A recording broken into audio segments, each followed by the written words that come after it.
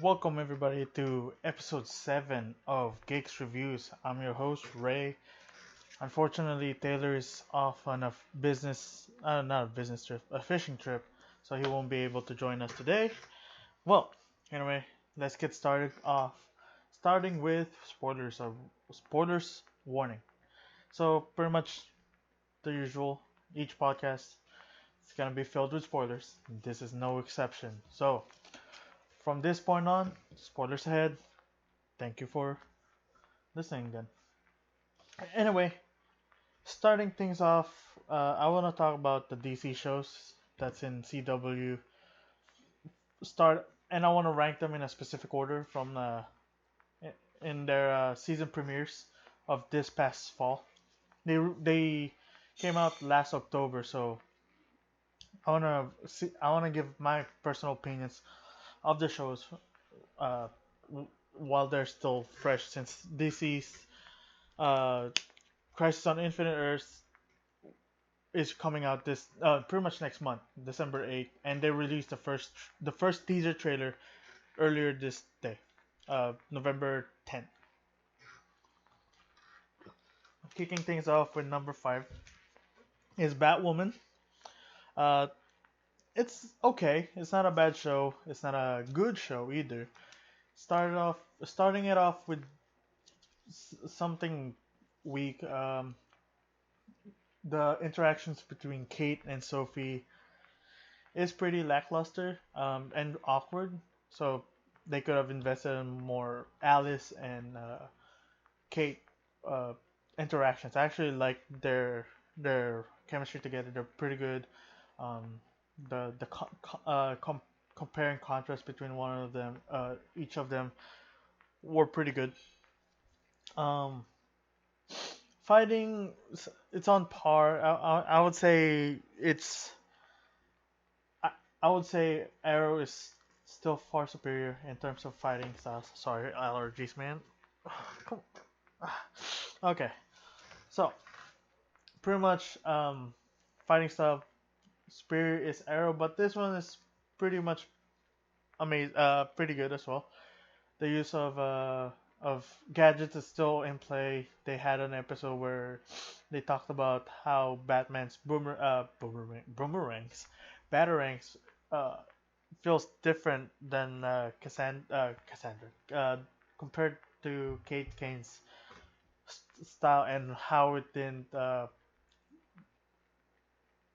comes back to her. You know how boomerangs, you throw, it comes back. However, with Kate's batarang, she threw it, but it didn't come back. The throw was off, but that was because it was under Batman's specific design. It wasn't suited. It wasn't calibrated for Kate at all. Um, Supergirl will be my number 4. This is where the list really comes off. The only reason why I didn't really talk about Batwoman much is because it's in season 1, and it's pretty. Season 1 tends to be messy. Look at uh, Arrow season 1. It was pretty lackluster as well. Until it picked up later on though. Agents of Shield pretty lackluster as well. Supergirl was decent. Anyway, back to Supergirl. I enjoyed seasons 2, 4, 2 and 4 actually. 3 was okay, but there were some costume designs that was weird, and some of the story was pretty weird. But I did like Mon-El's interaction with Saturn Girl and Supergirl, as well as Brainy, to be honest. And I don't know. Season 5 started off weak, in my opinion. John Jones, the shift to John Jones was surprising because Supergirl is the titular,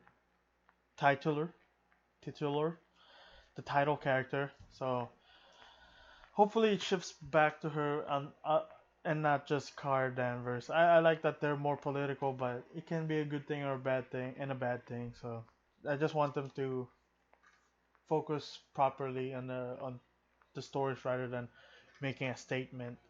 Um, Another one I didn't like is the CGI, but then again, they have a massive crossover to this year, so I'm not gonna hold them on to it because the crisis is pretty big. I think they're using most of the budgets on Arrow because Arrow's episode one, which I will talk about later, is pretty big.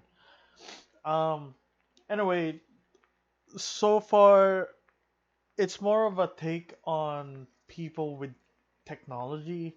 So, like I said, it could be better. I like the even though I'm not familiar with the big bad of Leviathan, I feel like it's a good idea to to incorporate Leviathan with modern technology and society. Anyway, that's my gist on Supergirl. It's not too bad, but it's not good whatsoever. It starts off pretty weak, unlike Supergirl season 2 and 4, which are my favorites, especially Lex Luthor.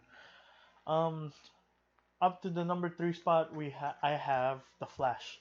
The Flash seasons 4 and 5 were weak. Season 5 was utterly garbage. However, season 6 it started off weak, but the following episodes from episode 2 and onward were pretty good. I actually like the fact that Barry decided to go to Earth 3 in order to see what Jay's opinions are when it comes to the upcoming crisis. I'm surprised he didn't go to Earth 2 where it was decimated by in the events of the first episode of Arrow. Anyway, uh, like I said, I like the build up for the crisis, but for some reason, in my opinion, the budget for the CGI was cut because in order to put the the money into the actual crisis event, have giving it a more detailed visuals, smoother transition, and probably all that jazz. I mean, look at Legends of Tomorrow. It's not even premiering until after, like I think a month after uh, Crisis ended. Crisis ends. So it'll be a while till they get the monetary budgets up to speed, pun intended. Anyway, for number 2, I have the Black Lightning. Black Lightning, in my opinion, has been one of the best news stories. In my opinion, it could follow. It's literally a successor to Arrow's realistic, gritty environment uh, to a very dangerous universe. There's very secluded from the rest of the shows, similar to Supergirl, but now that Supergirl has been crossing over here and there, uh, it doesn't feel too independent compared to Black Lightning. Black Lightning started off in the same channel, same network, CW, but it still manages to give you perspective on being a teen in a very urban city, like a very secretive city where you have agents running around, gangs taking over and such. It's a pretty cool concept. I liked it. I love Black Lightning. I'm not familiar, similar to Batwoman, but I love Black Lightning. I'm familiar enough where I know some of its history, and I like that it's also political, but it's not as political as Supergirl, because with Supergirl, being a reporter, that's what they have to put out. While, hold on, jeez Louise. While in Black Lightning, it's more on like here's what they see and experience compared to what we see them see and experience. It's such. Oh man. Ah. Anyway, um, I like that in seasons 1 and 2. The only thing I don't like about Black Lightning is that seasons 1 and 2 could be you could take out all the fillers from both seasons and combine them into one, and it will still feel the same season. That was my big take on the first 2 seasons. I mean, it's still pretty good, but it's just that they could have saved, they could have given all the episodes and the budget from season two to season one, giving them expanding more on the seasons because in season two they expanded more on the characters they introduced in season one, and not just the family, more like I think Chloe, I forgot her name, not Jennifer, Anissa's girlfriend. They expanded her a lot in season two. Well, I won't say expanded a lot, but introduced more things about her. But she was later expanded more in season three, and then season two we also get an expansion on Thomas. No, Khalil Payne. Thomas Payne. Oops, I don't know. Thomas Paine, the American Revolution guy. Um, but yeah, Khalil Payne was an interesting character. I like that they finally. I like that they gave him a backstory because I was looking him up to see what his story was. Apparently, he doesn't have a history.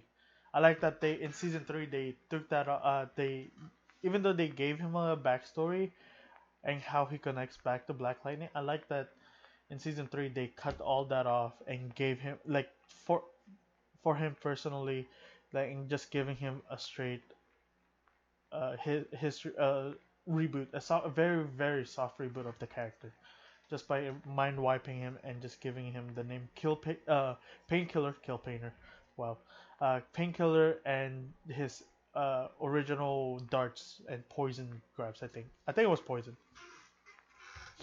Anyway, unlike the Flash and Supergirl, Black Lightning, in my opinion, did not really suffer but in CGI budget cuts.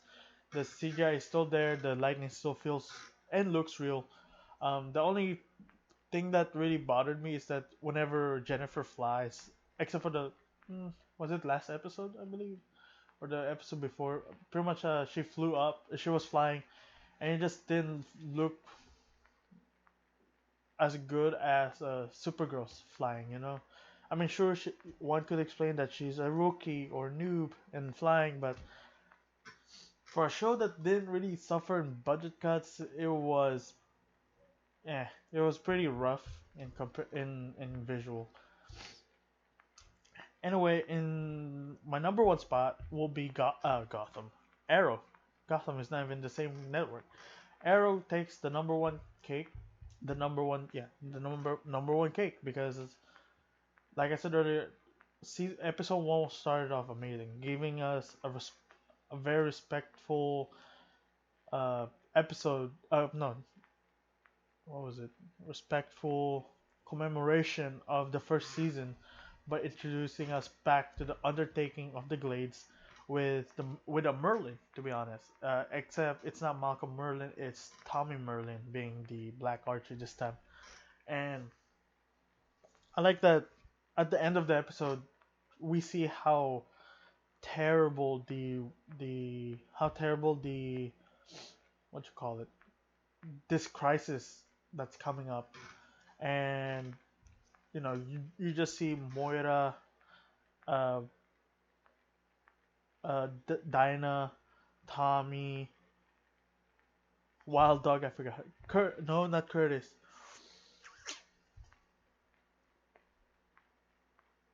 Renee. Can't believe it. I forgot his name. His name is so similar to me, to my name, and pretty much you see how bad it goes from there. You know, it just you see how terrible, like what's at stake and how dangerous this crisis up ahead. Then later on we will go back to Hong Kong, even though uh, even though season three wasn't one of the best, season two in my opinion is still the best, followed by season five and season one. Uh, the return to Hong Kong was pretty good because it gives us a brief interaction with Katana and China White. You know, China White appeared in season one.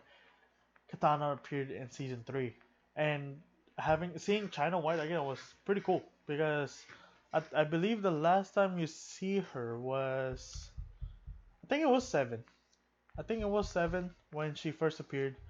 She was in prison with Ollie, but they didn't know it was Oliver. I'm not sure. I gotta check back on it to see if she was in season 7 because I know Bronze Tiger was there and part of the Suicide Squad was there. Might be because of Argus as well. That's true. In a way, like I said, it's great commemoration to the first, the pretty much what made Arrow Arrow. In episode 3, I believe is the return to Thea and Nanda Parbat. Nanda, Nanda. Oh, excuse me, Nanda Parbat. And seeing Thea once again was pretty cool because we were left in an open-ended ending season 6, I believe. It was either season 6 or early season 7, and it was pretty weird to see it because I mean I won't say pretty weird. It was pretty cool because we see a very heart-to-heart interaction between Thea and Oliver, and seeing Stephen Amell and her name I forgot, was pretty cool because over time they they eventually get a very brotherly, it's just like a very sibling relationship and outside of the show. Anyway, in episode 4 we get the most heartbreaking episodes ever. Oliver meeting his kids, as well as Diggle meeting his adoptive son, and finding out Kurt's daughter Zoe and JJ, who is Diggle's actual kid. Okay, it's confusing. It's a lot to take in, but pretty much the gist of episode 4 is that Mia finally met his dad. Um, Mia finally met her dad, and William told his life story to Oliver and how Oliver reacted to William's success. It was pretty cool. It was pretty tearjerker, um, for especially to anyone who's been loving Arrow. You see William grow up in. I believe he was first introduced in season 4 in the crossover. I think it was the crossover. Either crossover or the episode before, few episodes before that, because I remember Felicity and Oliver were fighting about something, and then you see him first make his appearance in season 4, but first mention of William was in season 2, in a flashback of season 2. But season 2, season 4, then you see him come back in season 5.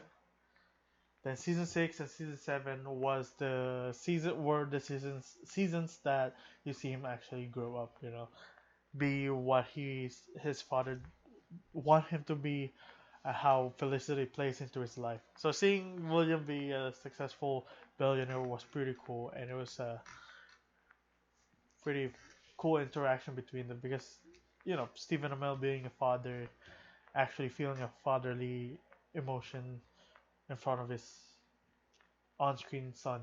But anyway, back to Mia. Mia and Oliver did have a rocky start because even though she wanted to see her dad, still upset that he left her and Felicity and William in order to save the world.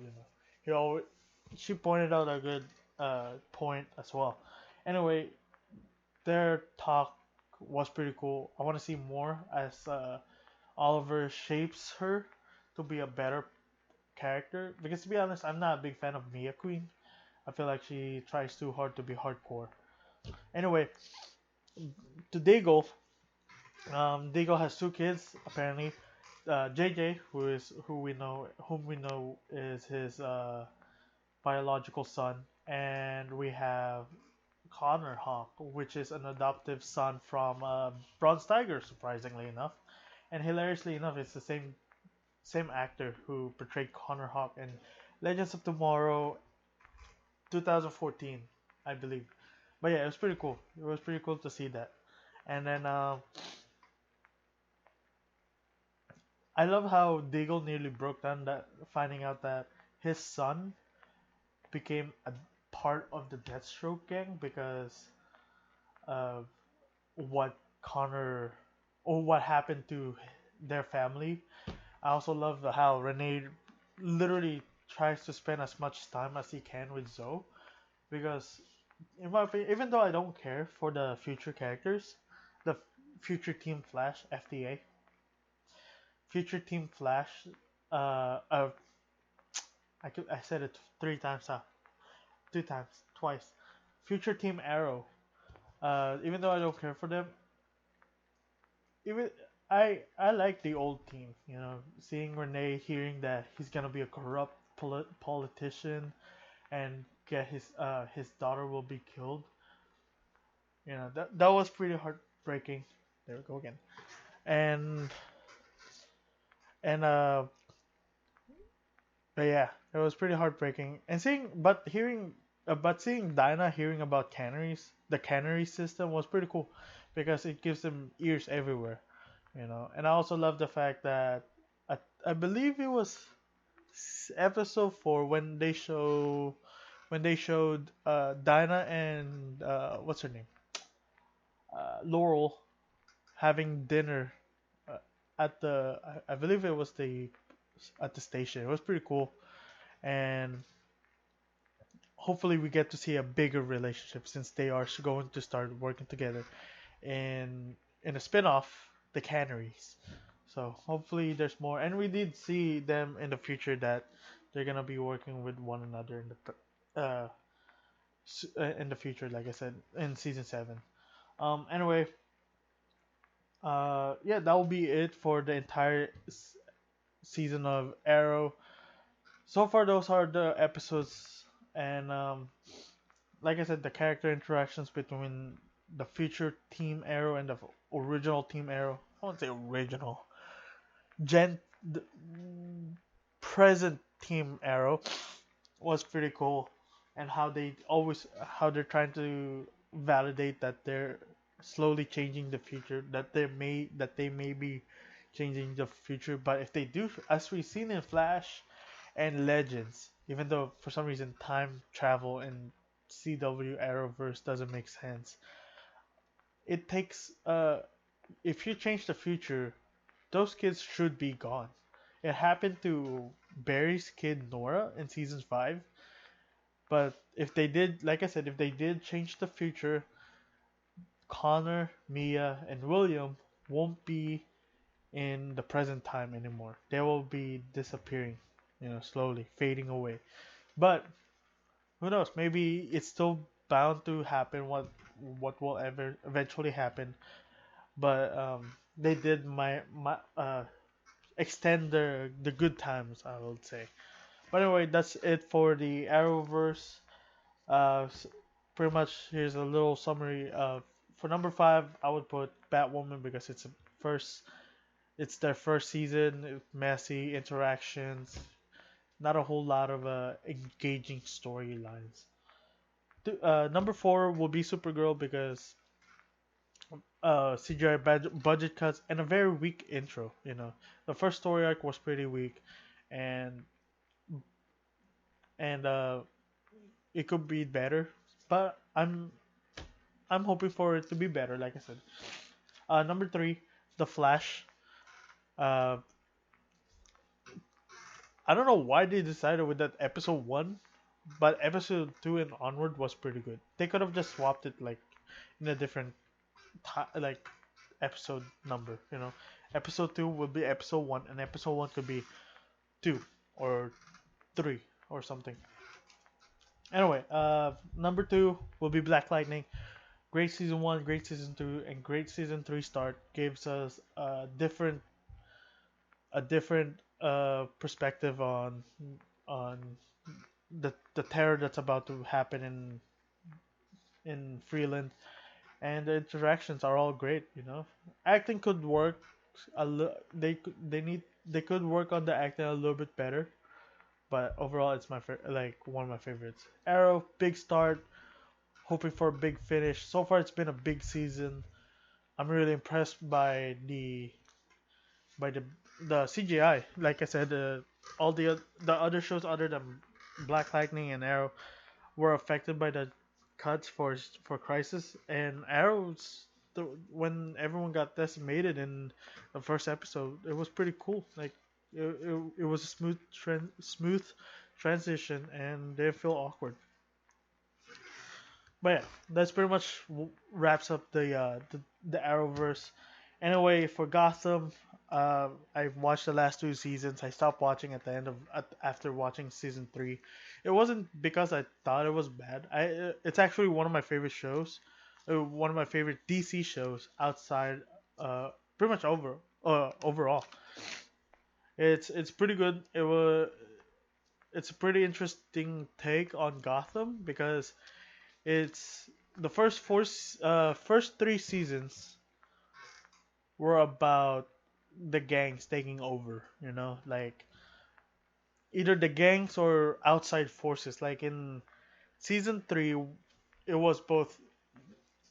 I think it was season three. It was either season three or season two. I know season two they introduced, or the ending of season two they introduced the Court of Owls, and then season three was the first half was at least Court of Owls uh, with the Mad Hatter, or Mad Hatter coming in at the as a big bad at the end, as well as Hugo Strange. That BD Wong, dude, you're great. Please do more Hugo Strange in the future. You're one of the best. Anyway, Corey Michael Smith is the best Riddler ever. Even though there have been only two live action the Riddler actors, Jim Carrey and Corey Michael Smith, and Corey Michael Smith delivers pure Riddler to the small screen. Hopefully, if anything, this new live action Batman show movie, hopefully I forgot his name. I'm really bad at actors' names, but yeah, actors and actresses. But hopefully in the live action Batman movie with Matt Reeves, we can see what Corey Michael Smith missed as being the Riddler, because he pretty much got most of the Riddler right. His condescending attitude, his his uh his intelligence, his arrogance, ignorance, and such. Penguin was pretty cool. Robin Lord Taylor, you did a great job. You either dislike, like, it's funny because I actually hated Penguin throughout the show, not because uh, Robin Taylor was doing a bad job portraying him. It was because the character was written to be undesirable. Like you're supposed to hate the Penguin from season one all the way to season five. So it was pretty cool, and there were some redeeming moments in in Gotham, in for Penguin in Gotham. It was pretty cool. Like in season five, the very first opening was was Penguin and the Riddler arming up and teaming up with GCPD. That was pretty cool because of all people, I mean they did start it off. Penguin being that both of them have been there since season one and became really big after that was pretty cool. Like they are pretty much the main antagonists of the show from then on. I won't say season for the Riddler. Riddler became a villain season two, I believe, or was it late season one? I don't remember. It's been forever since I watched the first two seasons of Gotham. I haven't binge watched it at all. Anyway, um, yeah, Ben McKenzie was great. He really portrayed Commissioner Gordon amazingly. I won't say perfectly, but he was pretty much up there. Um, Sean Pertwee as Alfred, I believe that's the best Alfred I've seen in live action. Like better than Jeremy Irons, definitely better than Michael Caine. Like in terms of like personality, acting, in my opinion, and and just like and physicality, because he actually shows that he's a former soldier compared to Michael Caine. Michael Caine says that he's a former soldier, but we don't really see much of that. But then again, it's Michael Caine. He's, no offense, but he's quite old, so I would believe that he won't be able to do that kind of a physical acting much. Anyway, the tease of that iconic Jim Gordon mustache in season 4, and then we eventually get it on the time skip of season 5. That was pretty cool. Weird on him, definitely. He can definitely not pull off a mustache. No offense to Ben McKenzie, but at least they tried. He did it in the first. I think 2014. He dressed up as Commissioner Gordon, mustache and all. But yeah, it did feel well. Maybe more hair. If he had a little bit more hair, maybe, and give him some wrinkles. Which is my problem with the time skip. 10 years passed and everyone looked like it's only been 5 months, or no, not 5 months, probably 3 days since Bruce left to become Batman. Speaking of which, Bruce Wayne, David Mazuos, I don't know how to pronounce your name, my friend, but boy oh boy, you're awesome. Even though some acting may need work, but I was convinced you were Batman season 4 in season 4, maybe season 3, definitely season 4. I remember. I mean, it's been a while since I watched season 3 anyway, but yeah, it's pretty cool. Hopefully, we get to see more David Mazouz in the future. Anyway, from on, we started from CW, then we went to Fox. We're going to HBO now with Watchmen. Watchmen follows the graphic novel, and it's pretty much a sequel to the graphic novel, and it shows what happened. I think was 1960s, maybe 70s. So it's been 30, 40 years since the events of Watchmen, and it's 2019 modern times. Superheroes are still running around. I won't say superheroes. Vigilantes are running around. Doctor Manhattan's still around. Ozymandias, Silk Spectre made an appearance this past episode. This last week's episode. I haven't seen the new one yet. Um, it's pretty cool. It's really gritty. It's really brutal. It has what people might be confused because it's calling itself Watchmen, and all it does is like reference the events of the original Watchmen graphic novel. It's not really. It doesn't connect anything back to the story of what made what are the results from the cause, or what caused the results anyway. We see the results such as I forgot the gang's name, the Rorschach gang. I forgot what they're called. How they were formed. Why they gave some glimpse about how cops have to wear masks. But at the same time, what's the difference between that and a vigilante? One wears a badge and one doesn't. Yada yada yada. Well, anyway, it's pretty cool. I liked it. It's pretty gritty, pretty realistic. It keeps in line with the story of Watchmen. It pays homages to it, pays respects. All in all, it's pretty good, and I definitely suggest it. Even though it's only been as of this recording, 3 episodes. Actually, it's gonna be 4 episodes because it's on a Sunday, and a new episode comes out on Sundays. Well, anyway, since it's just me today, this episode will be cut short because I don't really have much topics to talk about, and that will be it. Hope you guys have a great Sunday or a great week. Have a good Veterans Day, and I'll catch you guys later. Bye bye. Oh wait, before we go, haha, I'm not done yet. Um, if you like what you hear or what you listen to, please give us a like down in the bottom below.